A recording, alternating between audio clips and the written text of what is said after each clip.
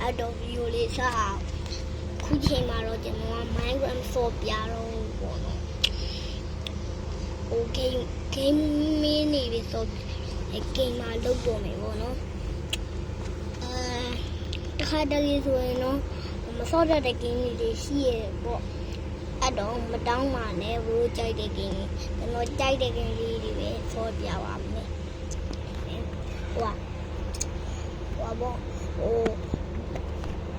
Roblox တို့အဲ့လိုမျိုးလေးဆော့ပြမယ်ပေါ့နော်အဲ့တော့ဒါပဲပြောပြတာပါနောက်ပြီးတော့လည်းပြောရရှိသေးပါတယ်တို့ငယ်ငယ်လေးတော့တူတူပုံ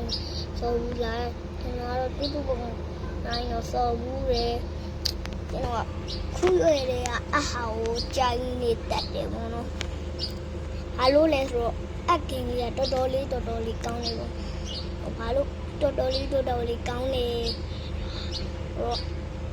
ကျွန်တော်ကြီးပဲရှောင်းနေရတာကျွန်တော်ခင်တူတူပုံတိုင်းရှောင်းရင်ပေါ့နော်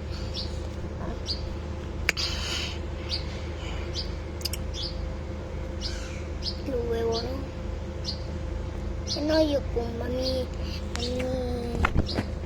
အင်းဘူးလေကျွန်တော်ရုပ်ကိုပြလိုက်ပါပြီဘာလို့ဒီမှာပြလိုက်တာလဲဆိုတော့လေ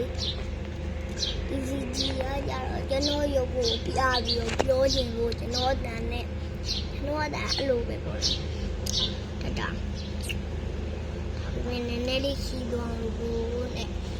ဒီကစားလိုက်ရအောင်โอเคရိုးရင်လားကျွန်တော်ရင်လာရမှာတူတူပုံလိုက်ဆိုရိုးရင်လိုက်မပုံမယ်နော်โอเคကျွန်တော်စပုံပါပြီကျွန်တော်လိုက်ရှာဒီမှာပါ